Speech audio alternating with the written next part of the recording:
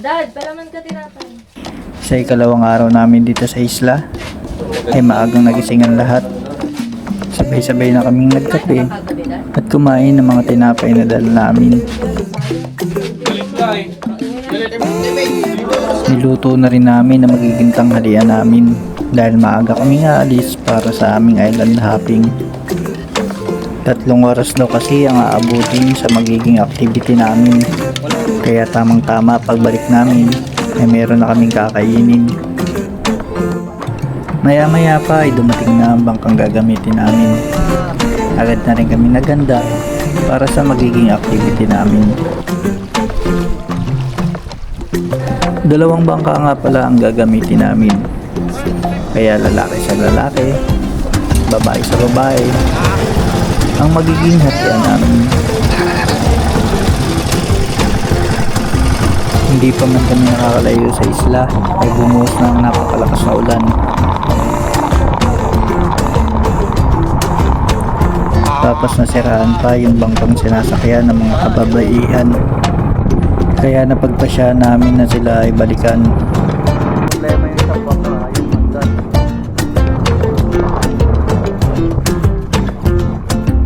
Susunod pa ng bangka.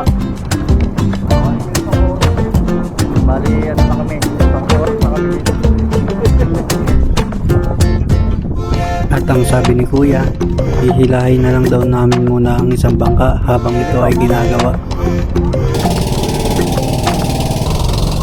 At maya-maya pa ay napaandar na ni Kuya ang kanilang bangka. Kaya ayun, tuwan-tuwa ang mga kababaihan.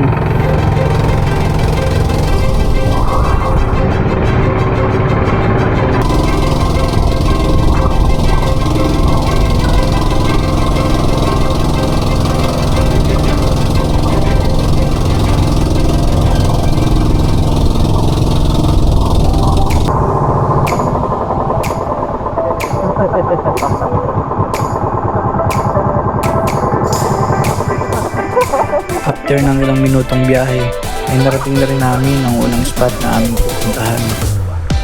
At ito ang sandbar na ipinagmamalaki ng isla nila. Tapos yung buhangin. Sobrang tuno.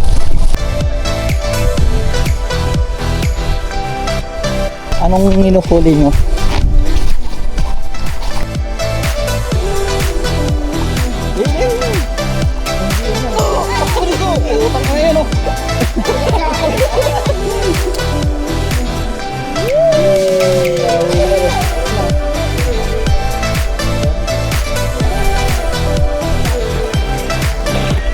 Jump shot.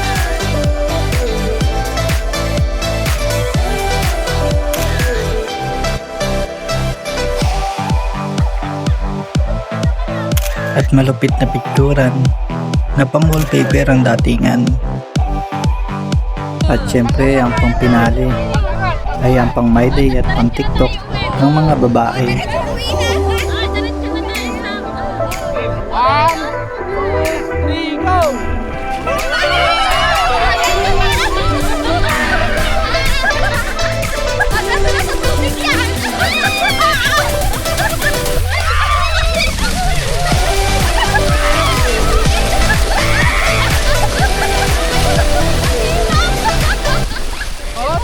Sunod naman namin pinuntahan na itong malawak nilang bakawan na ayon sa bangkero namin ay ito raw ang nagsisilbing taguan ng kanilang bangka sa tuwing may bagyong darating sa isla.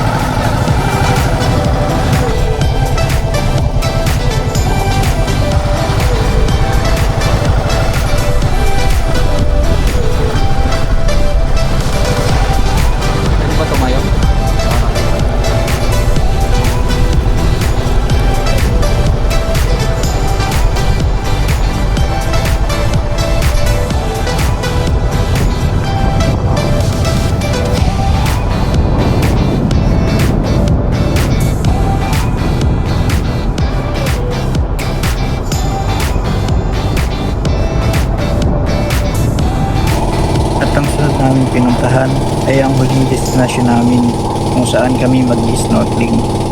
So mag-ano na kami, snorkeling. Ayan. Daming isda. Ayan. dala dito na pinapakain ng tinapay. Daming mababa na ako.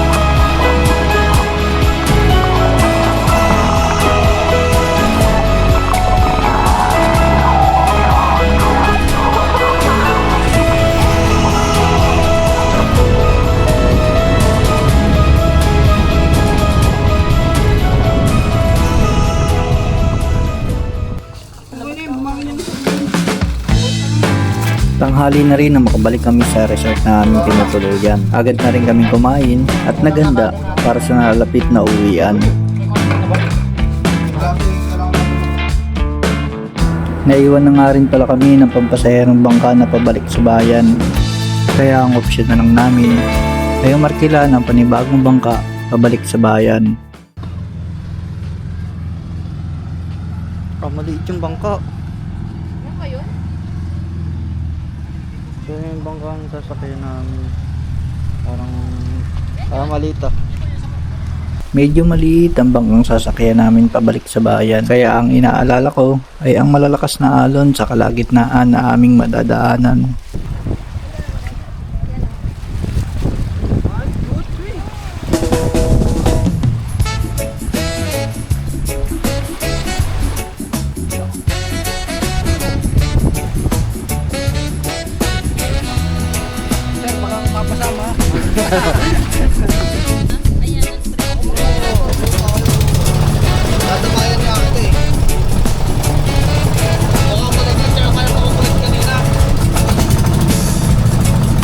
Maayos naman ang naging takbo ng bangka namin noong umpisa. Pero nung nasa kalagitnaan na kami ng biyahe, ito na ang naging eksena.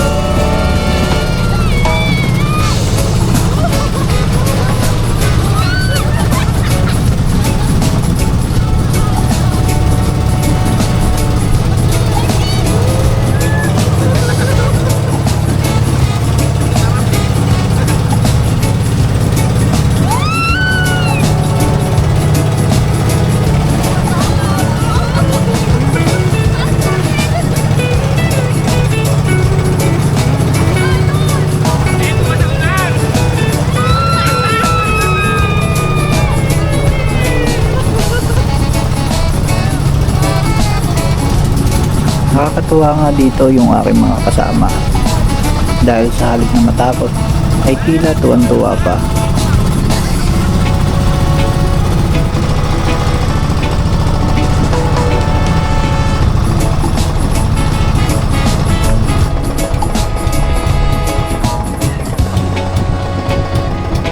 Salamat sa Diyos, kay Kuyang Bangkero at sa kanyang kasama. Dahil sa maayos at ligtas na pagbabalik sa amin sa bayan.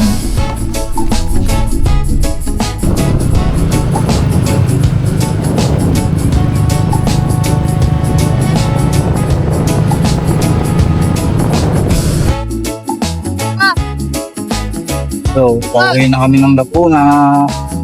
Tapos na ang kasiyahan. Back to normal life.